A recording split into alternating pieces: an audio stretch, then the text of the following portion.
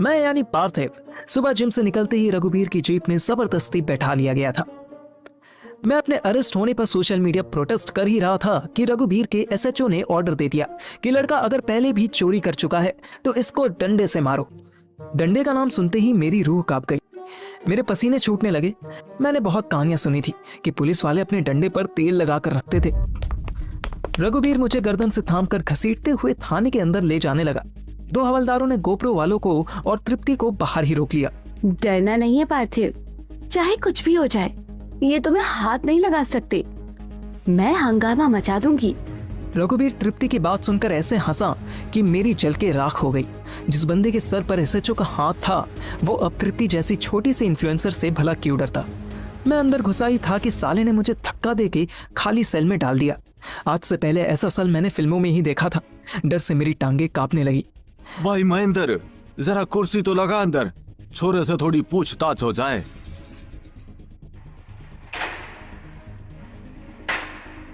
कुर्सी के साथ रघुवीर ने शायद कोई कोड वर्ड भी बोला था, क्योंकि महेंद्र एक डंडा भी ले आया था और चुपचाप अंदर रख दिया।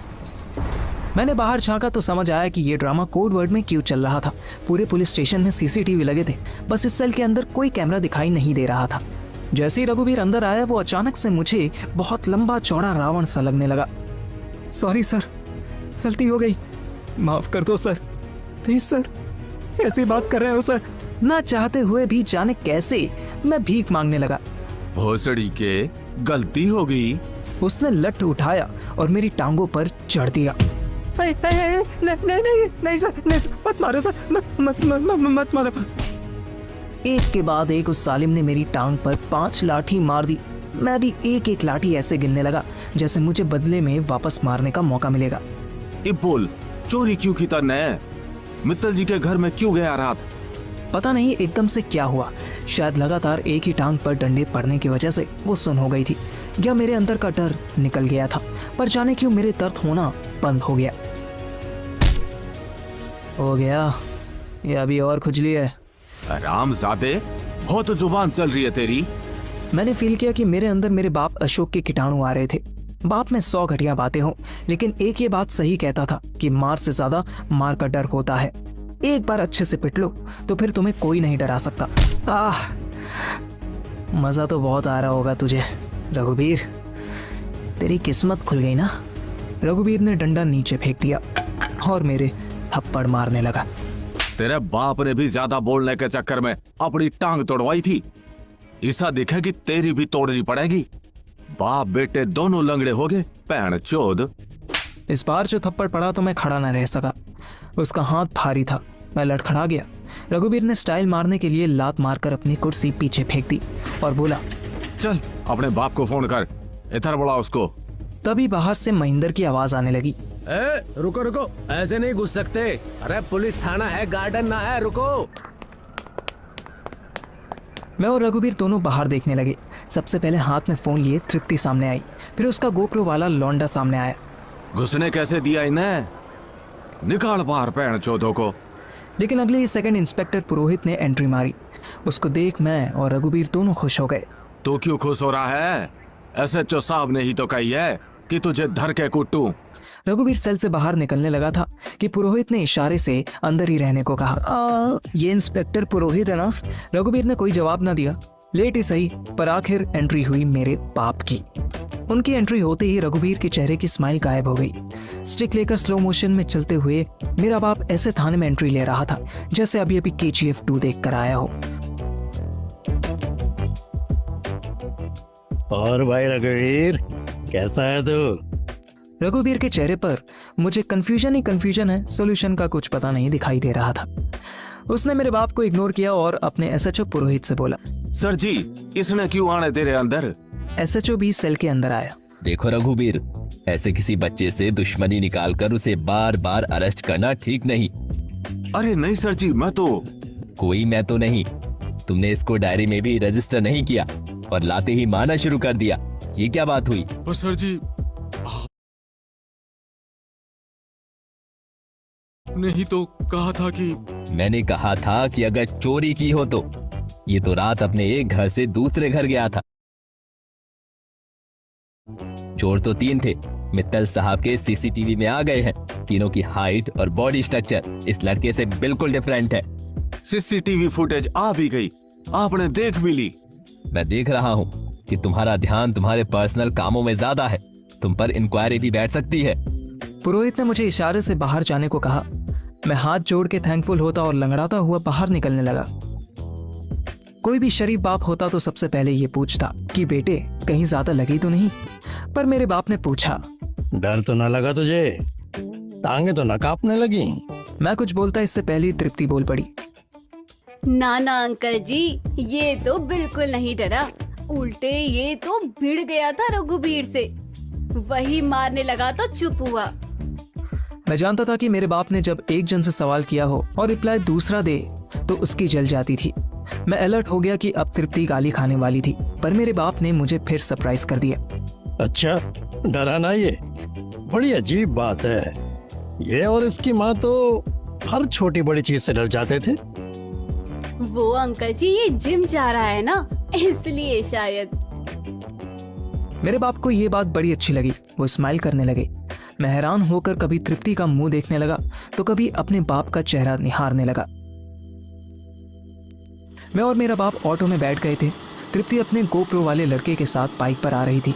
कुल जमा 10 मिनट का रास्ता था, पर मैं और मेरा बाप दोनों ही स्लो मोशन में कछुए की चाल चलने वाले हो गए थे।